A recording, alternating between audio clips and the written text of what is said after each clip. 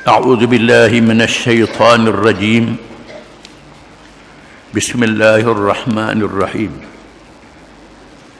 ألم تر كيف فعل ربك بأصحاب الفيل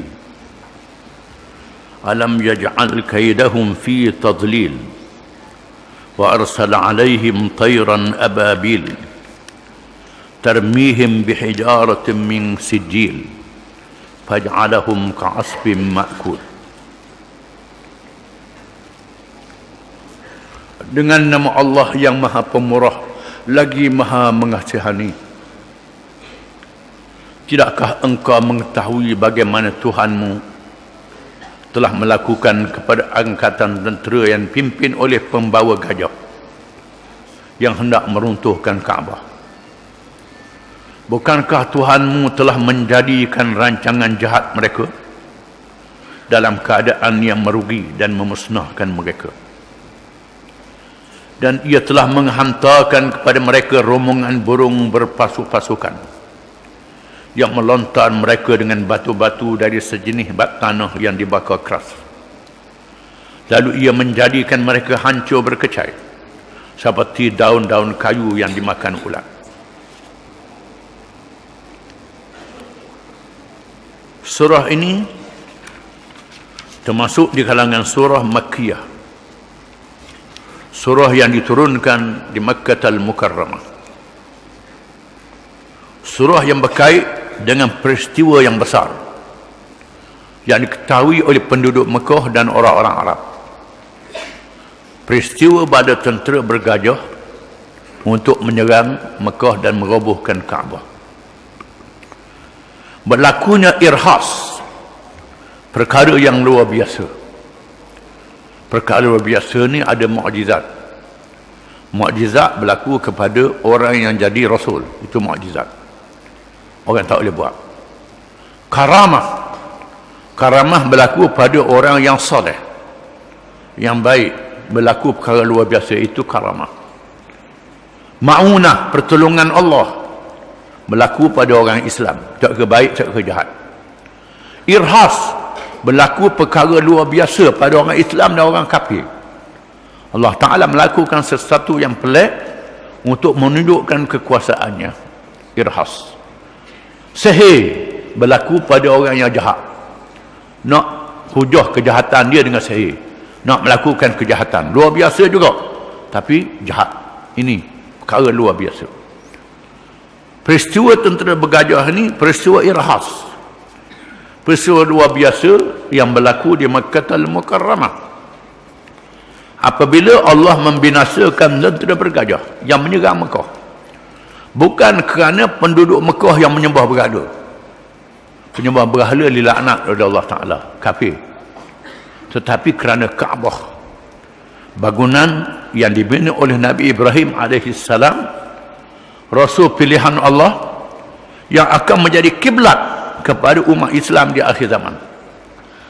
Berlaku pada tahun dilahirkan Nabi SAW. Bermula dengan kisah kaum Habasyah yang datang dari Afrika yang menakluk negeri Yaman, yang kita baca dalam sirah Nabawiyah, di mana seorang takbir mimpi memberitahu negeri Yaman akan jatuh, diserang oleh Habasyah. Habasyah menyerang negeri Yaman apabila berlakunya peristiwa Ashabul Ukhdud dalam suratul Buruj, iaitulah raja yang menganut agama Yahudi membunuh penganut Kristian. Kristian adalah agama Islam, Kristian yang asal, Islam yang dibawa oleh Nabi Isa AS. Apabila mereka mendapati penduduk dikatakan Najran. Najran ialah wilayah di antara Arab Saudi dan Yaman, yang ditakluk, diperintah oleh raja Kristian, raja Yahudi, mengetahui penduduknya sudah beriman dengan seorang rahib yang beriman kepada Allah, diikuti oleh pemuda yang ditugaskan untuk belajar ilmu sihir, tiba-tiba belajar dengan rahib, masuk Islam. Allah Ta'ala menunjukkan karamah kepada pemuda ini, tak berjaya dibunuh. Akhirnya kisahnya kita baca dah dulu. Pemuda ni tunjuk cara bunuh dia. Setelah rahib dibunuh, setelah menteri yang beriman dibunuh, maka pemuda dibunuh dengan diajar oleh pemuda itu sendiri cara nak bunuh dia. Pemuda ni sanggup mengorbankan dirinya. Bila dia dibunuh, menyebabkan penduduk negeri itu beriman kepada Allah sebagian besar. Lalu raja mengarahkan supaya digali parit yang diletakkan kayu-kayu api, dinyalakan api. Setiap orang yang lalu ditahan. Percaya ke apa? Percaya ke raja je, percaya ke agama ni, agama rahib ni, beriman kepada Allah. Mana yang beriman kepada Allah dicampur dalam api, dibakar. Kisahnya kita dah baca dalam Ashabul Ukhdud. Peristiwa ni sapa kepada Raja Rom. Raja Rom menganut agama Kristian di masa itu, Rom Timur. Lalu Raja Rom mengarahkan jajahan takluk di Habasyah supaya menyerang Yaman. Dia hantar dua orang panglima untuk menyerang Yaman, Arbad dan Abraha. Satu nama Arbad, satu nama Abraha, untuk menyerang negeri Yaman. Setelah Yaman ditakluk oleh dua panglima ni, Yaman yang banyak hasil-hasilnya di masa itu, Yaman tempat perdagangan negeri-negeri timur, negeri India, negeri China, negeri apa, pergi ke Yaman, negeri yang maju, banyak hasil. Berlaku perkelahian di antara Arbad dan Abraha. Berlaku perkelahian Arbad dengan Abraha. Masing-masing ada bala tentera nak berperang. Pengikut Abraha nak berperang pengikut Arbad. Akhirnya mereka membuat keputusan supaya Abraha dengan Arbad ni berlawan. Mu berlawan dua orang ni, dah seorang ramai perang lah, mu dua orang ni berlawan. Maka berlawanlah Abraha dengan Arbad. Dalam perlawanan ini Arbad dibunuh, Abraha mendapat luka dan cedera. Dia hidup dengan kecederaannya dan dia menjadi pemerintah negeri Yaman. Lalu dia nak menunjukkan jasanya kepada Raja Habasyah. Setelah Raja Habasyah mungkin marah pada Abraha, nak serang Yaman, sehingga bernazar dia mesti jejak juga bumi negeri Yaman. Ibn Katsir menyebut kisah dalam tafsirnya. Abraha kata, Raja Habasyah kata dia nak jejak juga negeri Yaman, nak hapuskan Abraha. Lalu Abraha memujuk dengan harta atau tanah negeri Yaman. Tanah negeri Yaman dia hantar berapa guning tak tahulah. Suruh raja tunaikan nazar jejak tanah Yaman, cukuplah. Jejak atas tanah yang dia hantar ni dan dapat. Raja pun puas hati. Abraha nak tunjukkan jasa dia lagi, mendirikan Qulais. Qulais ialah rumah ibadat untuk menandingi Kaabah yang didirikan oleh Ibrahim AS. Dia buat Qulais, bangunan yang cantik dengan ukiran yang tinggi. Ahli sejarah mengatakan tingginya bangunan ni kalau lenggok jatuh sokok. Kalau lenggok jatuh sokok. Lenggok. Dia kempen orang-orang Arab supaya datang ke Qulais, jangan lagi datang ke Kaabah. Menyebabkan orang Arab yang memuja Kaabah marah. Semangat perkauman Arab marah. Marah dengan tindakan Abraha ini. Walaupun mereka kafir, mereka tetap memuja Kaabah. Kaabah dipuja oleh mereka. Mereka pergi haji tiap-tiap tahun di Kaabah. Haji dengan makna perhimpunan ibadat. Itu makna haji. Ada yang beribadat betul menyembah Allah, sikit je, tak ramai. Abdul Muttalib termasuk toki Nabi. Ada yang menyembah berhala, menyembelih korban, darah sapu ke Kaabah, mendiri patung-patung dan berhala di keliling Kaabah. Syair-syair yang cantik disebut Al-Mu'allaqatus Sab'ah. 7 syair yang indah kata-katanya dicatat, ditulis, digantung dengan Kaabah. Walaupun syair-syair ni banyak orang tak pakar. Syair puja Arab, puja perempuan, puja hawa nafsu, digantung dekat Kaabah. Mereka memuja Kaabah, berhimpun di situ. Apabila Abraham mendirikan Qulais, kempen supaya orang Arab pergi ke Qulais di Yaman, jangan pergi ke Kaabah. Lalu orang Arab pun buat akalan, antaranya mengikut satu riwayat di Beirut dekat Qulais. Satu riwayat kata bakar Qulais, dinyalakan api, menyebabkan Abraham marah, sangat marah, dan menyediakan bala tentera untuk menyerang Mekah, menyerang Mekah dan meroboh Kaabah, menyediakan gajah yang paling besar. Dipilih gajah yang paling besar, nama gajah tu Mahmud, macam nama orang, nama Mahmud, nama gajah. Nama Nabi kita pun Ahmad, Muhammad, Mahmud, nama Nabi. Jangan orang nama Mahmud beras hati pula. Ada Mahmud nama Nabi, Ahmad, Muhammad, Mahmud nama Nabi. Tapi Abraham menamakan gajah dia Mahmud mengikut riwayat ahli sejarah. Hak ni paling besar. Dia sertai dengan gajah-gajah yang lain. Mengikut satu riwayat 8 ekor gajah. Mengikut satu riwayat 12 ekor gajah. Rancangan dia akan dipasang tali, diikat pada gajah-gajah ni, dia terik untuk dirobohkan Kaabah itu. Agak terik dengan gajah nak robohkan Kaabah. Bila orang Arab mendengar Qulais, Abraham nak robohkan Kaabah menggunakan rantai dan gajah, rata bukan tadi rata, zaman tu dah ada rata, nak terik dengan gajah. Orang Arab menyediakan tentera untuk menyerang Abraham, semua gagal, tak mampu nak menghadapi kekuatan dia. Dia terus marah dengan bala tentera dia menuju Mekah, dan sampai ke Taif. Orang Taif bimbang, takut roboh rumah tokong di situ. Taif, Bani Saqif ada berhala dia, berhala dia, takut orang roboh berhala dia, iaitulah Al-Lat. Lalu mereka mengampu Abraham ni dengan memberi hadiah binatang-binatang ternakan untuk menjamu tentera dia, dan menghantar seorang petunjuk jalan nama dia Abu Righal. Kerana nak masuk ke Mekah ni, jalan dia berliku-liku, ada bukit-bukit, payah nak masuk. Dia hantar seorang yang nama Abu Righal, orang Arab juga, yang dia berilah bagi raja buat dia untuk memandu Abraham menyerang Mekah. Abu Righal digunakan untuk memandu tentera Abraham. Bila siapa di tempat nama Mughammas, Abu Righal mati, Allah Ta'ala balakan mati dia situ. Kubur Abu Righal ni gaya ceritanya di tempat orang Arab melotong. Orang Arab pergi ke Mekah bukan melotong jemrah ketiga ni. Salah satu tempat melotong yang keempat ialah kubur Abu Righal.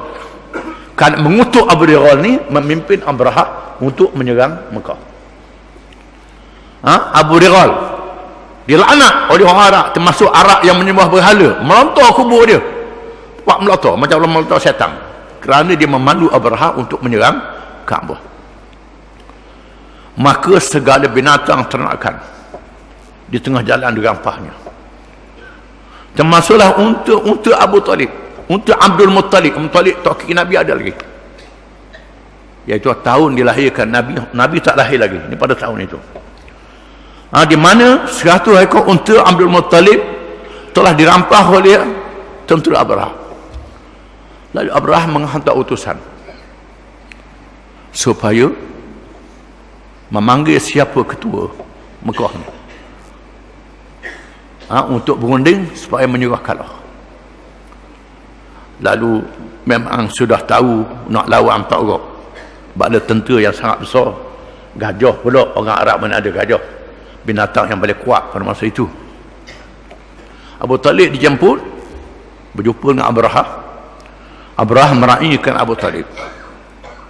Dalam perundingan itu, Abraham minta dia nak masuk Mekah. Abraham kata, aku tak ada nak larang mu nak masuk, tak ada nak larang mu nak masuk. Dan nak apa? Tanya Abu Talib, tanya Abdul Muttalib. Muttalib kata, aku nak 100 ekor unta, hak mu ambil unta aku. Herang Abraha. Kerajaan yang besar 100 ekor unta jadi apa? Sikit sangat. 100 ekor unta sikit sangat. Abraha herang. Macam mana dia nak serang rumah ibadat yang sangat dimuliakan oleh orang Arab? Tiba-tiba sanggup dengan 100 ekor unta. Ganti unta dia 100 ekor. Abraha tanya, "Wak namu ni aku nak roboh rumah Kaabahmu yang sangat memuliakan. Mu minta aku ganti 100 ekor unta?" Malu lah, 100 ekor unta ni sikit sangat. Abu Talib kata, "Inna lil baiti rabban yahmih." Bagi Kaabah ni ada Tuhan yang jaga dia, bukan aku. Tuhan yang jaga dia, kata Abdul Muttalib ke Abraha. Aku suruh Tuhan, Tuhan yang jaga dia. Abraha berasa sedaplah. Lalu Abdul Muttalib pulang ke Mekah. Mengikut satu riwayat, Abdul Muttalib mengumpulkan unta-unta yang banyak untuk memujuk Abraha supaya jangan serang Kaabah. Sanggup beri hadiah. Itu kemampuan yang ada pada dia. Penduduk Mekah hadiah dengan harta dan lain-lain lagi. Dan apa membalik jangan serang Kaabah ni, mengikut satu riwayat. Abraha bertekad nak serang juga. Maka Abu Talib pergi dekat Kaabah, bertawaf barangkali dan berdoa. Pegang kelambu, pegang halqah pintu Kaabah dan berdoa. Doa dia masa tu, biasa doa zaman tak ada Nabi. Apa dia baca dia? Lahumma dia kata Allahumma Lahumma innal mar'a yamna'u rahlahu famna' rihalak la yaghlibanna salibuhum wa mihaluhum abadan mihalak. Al-Waqidi menambah, Abu Sadiq kata lagi, in kunta tarikahum wa qiblatana fa amrum ma badalak. Kata Abdul Muttalib, doa dekat Kaabah, pegang. Apa makna dia? Lahumma, ya Allah ya Tuhanku. Allahumma lah juga. Ini bahasa perbu, bahasa orang Arab. Lahumma, ya Allah ya Tuhanku. Innal mar'a yamna'u rahlahu famna' rihalak. Puak-puak ni bawa rombongan nak membinasakan rombonganmu, wahai Tuhan. La yaghlibanna salibahum abadan mihalak. Di mana, wahai Tuhan, janganlah jadi salib mereka, agama mereka membinasa ajaranmu, wahai Tuhan. In kunta tarikahum wa qiblatana fa amrun ma badalak. Wahai Tuhan, kalau mu nak tinggalkan kiblat kami, itu urusanmu, buatlah apa yang nak buat, wahai Tuhan. Kata Abdul Muttalib. Muttalib mengarahkan penduduk Mekah supaya meninggalkan rumah masing-masing, kerana bila tentera masuk akan berlaku keganasan, terutamanya pada perempuan, orang yang lemah. Suruh lari belaka, bersembunyi di bukit-bukit mengelilingi Mekah untuk melihat apa yang dibuat oleh Abraha dan bala tenteranya. Mereka berundur dan memerhati dari jauh. Tiba-tiba mereka melihat kawan-kawan burung yang ramai di langit. Burung yang ramai di langit, kawan-kawan burung yang ramai merupakan bala tentera Allah. Walillahi junudus samawati wal ard.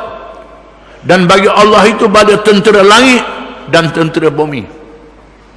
Bagi Allah bala tentera langit dan tentera bumi.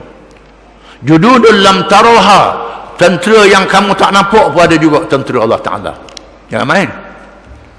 Tentera langit ada, tentera malaikat. Tentera bumi ada, termasuklah nyamuk. Nyamuk tentera Allah juga. Termasuk semut-semut. Nyamuk Aedes ni tentera Allah juga. Jangan main. Ada tu buat salah apa-apa tu. Kena bertaubat pada Allah Ta'ala. Bukan sembuh wabak saja. Kalau sembuh wabak, maksiat buat juga tak jadi apa. Itu ada benda yang kita buat sesuatu, penyakit taun dan seumpamanya, kerana manusia melakukan kejahatan. Allah Ta'ala membinasakan Namrud dengan tentera nyamuk. Nyamuk Namrud ni dalam sejarahnya, macam-macam dalam sejarahnya. Tentera Allah Ta'ala banyak. Tentera angin, Al-Ahzab, dibinasakan dengan angin yang kuat. Mereka lari bertempiaran. Oleh kerana itu mereka yang berjuang untuk menegakkan Allah Ta'ala, jangan takut. Jangan takut nak berjuang Islam ni. Tuhan kata wa'iddu lahum mastata'tum min quwwah wa min ribatil khayli turhibuna bihi aduwallahi wa aduwakum. Sedialah kamu, Tuhan kata, dengan kekuatan sekadar kemampuan yang ada pada kamu, daripada bala tentera berkuda dan lain-lain, untuk menghadapi musuh Allah dan musuh-musuh kamu. Ada yang kamu tahu, ada yang kamu tak tahu, disebut dalam Quran. Sedialah mengikut kemampuan yang ada pada kamu, Tuhan kata. Bukan persediaan tu mesti sama dengan musuh-musuh kamu. Kamu kena sedia kekuatan mengikut qadar yang ada pada kamu. Mu mampu banyak mana, banyak tu lah. Ikhlas kerana Allah Ta'ala, tidak menyembunyikan. Mampu RM10, RM10. Mampu RM100, RM100. Mampu RM1,000, RM1,000. Mampu RM5,000, RM5,000. Jangan sembunyi, Allah Ta'ala tahu. Ada orang yang mampu 5 juta, derma 500. Orang ke laut 500 ni banyak dia derma. Allah, token ni derma sampai 5,000, mana banyaknya. Token ni dia boleh derma 5 juta. Dia derma ke sejik, derma ke sekolah agama 5,000 je. Kalau derma kat lain betul tu. Kita orang kampung ni, Allah, banyaknya derma sampai 5,000 mana. Tuhan tahu. Ni nipu besar ni. Nak kacik orang kampung. Beri sini 10,000, beri kat lain 10 juta. Beri ke Islam 100,000, beri ke lawan Islam 100 juta. Allah Ta'ala tahu. Sebab itu Allah Ta'ala kata mastata'tum, mengikut apa yang kamu mampu. Memampu banyak mana? Banyak itu. Kalau memampu banyak tu, lepas itu Allah Ta'ala hantar bala tentera dia. Allah Ta'ala hantar bala tentera dia untuk membinasakan musuh-musuhnya. Nabi kata khairus sahabati arba'ah wa khairul liwa'i arba'um'ah wa khairul juyushi arba'atu alaf lan yughlaba min asnai asharata min qillah. Nabi sebut hadis. Sebaik-baik berkawan 4 orang, sebaik-baik pasukan 400, sebaik-baik tentera 4,000, kata Nabi. Orang Islam tak boleh dikalah kalau jumlah dia 12,000. Orang Islam jumlah dia 12,000 orang, tak boleh dikalah oleh musuh yang beribu kali ganda. Nabi kata, kalau kalah juga masih ada sebab-sebab yang lain, kelemahan yang ada pada diri mereka. Maka Allah Ta'ala menyuruh mastata'tum, mengikut kemampuan kamu. Setelah kamu menyediakan kekuatan mengikut kemampuan yang ada pada kamu, maka Allah akan menghantar pada tenteranya. Inilah yang berlaku dalam kisah Ashabul Fil. Itu yang ada pada Abu Talib. Penduduk Mekah kafir semua. Abu Talib dan segelintir saja yang beriman. Allah Ta'ala menghantarkan bala tentera burung untuk binasakan Abrahah dan bala tentera yang besar. Alam tara kayfa fa'ala rabbuka bi ashabil fil? Adakah kamu tidak lihat, kamu tak tahu wahai Muhammad sallallahu alaihi wasallam? Nabi tak ada di masa itu. Nabi dilahirkan tahu itu. Apa yang Tuhan membuat kepada bala tentera bergajah? Alam yaj'al kaidahum fi tadlil? Adakah Allah tidak menjadikan segala perancangan mereka dalam kesesatan? Perancangan mereka nak robohkan Kaabah, walaupun mereka adalah Kristian, menganut agama Allah. Penduduk Mekah adalah musyrikin, orang kafir, tapi Kaabah ni kiblat yang dibina oleh Ibrahim alaihissalam. Ibrahim yang membina ke, Allah Ta'ala nak jadikan kiblat pada penganut umat Muhammad SAW di akhir zaman. Tidakkah kamu melihat perancangan yang dibuat oleh Abrahah dan bala tenteranya dalam kesesatan, menggunakan gajah yang paling besar dan 8 gajah, mengikut riwayat 12 gajah yang lain. Bila sampai dekat Kaabah, dia hadap gajahnya ke Kaabah, gajah tak mau pergi. Berterbit gajah. Hadap ke Kaabah tak mau pergi. Hadap ke Yaman baru jalan. Hadap ke Syam baru jalan. Hadap ke Kaabah tak nak berjalan. Tak nak buat. Mengikut satu riwayat, seorang pemimpin Mekah bisik ke telinga gajah. Dia buat ikut samalah dengan Abraham ni. Siapa kat dengan gajah besar tu, dia bisik ke gajah. Dia bisik tak tahulah. Ada orang meriwayatkan, dia bisik mu ni gajah, kalau mu ikut Tuhan, jangan ikut. Itulah lebih kurangnya barangkali, wallahu alam. Macam-macam riwayat ceritanya. Gajah berhenti juga. Ini pelik. Binatang yang Tuhan beri ada kebijaksanaan sampai hari ini pun. Tak dia cakap besar dengan gajah ni. Orang besar cakap besar. Ada manusia ni dia berasa dia besar pada gajah. Cakap besar. Hanya dijak di gajah. Ni. Gajah ni binatang yang bijak. Bila hadap ke lain dia pergi. Hadap ke Kaabah tak nak pergi. Tak nak buat. Tiba-tiba wa arsala alaihim tayran ababil, lalu Allah menghantarkan mereka burung yang berkawan-kawan. Apa makna tayran ababil?